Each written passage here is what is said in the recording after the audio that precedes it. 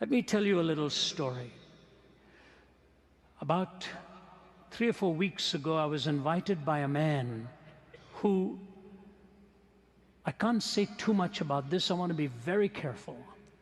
He's a tycoon. Big successes in a country that I shall leave unnamed. And the first time I met him at a conference, he told me he couldn't stand Christians and didn't much care for Christianity either. I said, "Why are you here?" He said, My wife asked me to give her 1 week, and I guess you're the speaker, so you better be good," he said. I said, "Look, you didn't promise me anything, but you promised your wife that you would come and enjoy this week. If you don't like the messages, that's okay. But give your wife and your boys a good week. I'm glad you're here. I'm glad you've honored her with her request to give her 1 week of your life. And if you don't like what's going on when I'm speaking, you get up and walk out. You won't offend me. That happens quite often in audiences, and I'm quite comfortable with it. You won't be bothering me. You can get up and leave comfortably. I'll be okay about it. But give your wife what you pledged her this week." He came the first week, his hands like this. Second day, he drops his hands. Third day, he's listening carefully. On the fourth day, his son comes forward and says to me, "Can I talk to you?" He's 18 years old. Long story. He asked, "How can I become a Christian?" The son's life was transformed. The father looks at me later and says, "What happened to my son?" I said, "Did he tell you what's happened?" He said, "Yes." He says, "Become a Christian." I said, "What do you think?" He said, "He looks different." I said, "That's only the beginning. A lot more different is going to happen." On the last day, he sat down on an island with my wife and friend and his family, looked at me and he says, "I like you." He said, "I like what I'm hearing." He said, "I am going to help you in a significant way, but I want you to make one commitment to me. I want you to fly into my country and I want you to meet our leaders. What you have preached is what my nation needs."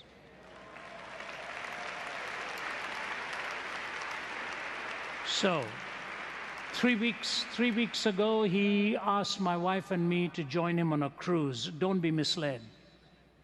It was a beautiful cruise, but I went to work. He decided to bring people on that cruise, about 8 or 9 of us, and he chartered this whole yacht along the coast of Sicily and so on, and I was to answer their questions. So I worked. 3 days into it, this man sits down, one of the men he brought sits down next to me. He's 50 years old. And he said to me, let me tell you my story. My life's a mess. My marriage is broken. Nothing has gone right. I'm a very wealthy man. I don't need any more money, but my life is shattered. Everything is wrong. He said, in fact, about a short while ago, he said, I called my former wife and I sat down with her. I said, our lives are a mess. Children are suffering. Why don't we put it back together? I'll forgive you for what you've done. You walked away on your word. You walked away on your commitment. You picked up this other relationship. I'll forgive you.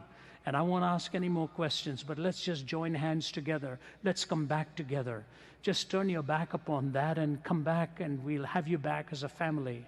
He says, she stunned me by saying, I need 6 months to think it over. He said, I gave her the 6 months. After 6 months we met, she said, give me 3 months more. And after we met 3 months later, she said, I don't like you laying down all these stipulations for me. I'm just not comfortable with the way you lay all these ground rules for me and so on. He said, so Ravi, that's where I'm at. Then he began to talk about his journey in life and so on. And finally I said, let me stop you and ask you a question. What have you got against Jesus Christ? He said, well, for one thing, I don't like this conditional love of his. All these conditions he lays, if we don't abide by him, he's going to toss us into an eternal hell. And he went on and on. I said, you know what, I find it fascinating. You begin your story by telling me you want your wife to come back, and you lay some conditions for her on which she is to come back. And now you're telling me the thing you don't like about God is that he lays some conditions for you.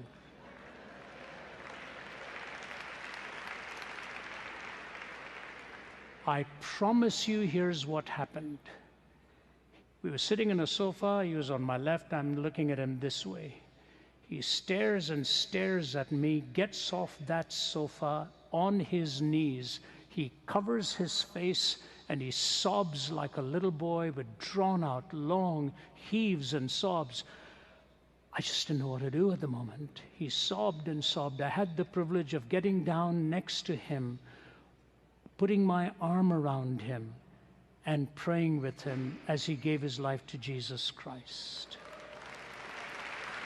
That night in a tiny little island in Sicily, at the end of the dinner, he stands up and tells everybody, "Can I say something to you?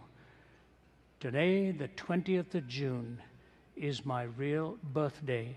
I have found Jesus Christ, and I am a new person today." The man who invited him is the man I mentioned I met before. And he just looked at him and he said, "Now you're going to make me start crying." And his 3 sons said to me that night, "I've never seen my father cry before." There's a law of God. There are parameters. There are boundaries. You want to enjoy life? You honor His law. You do it His way.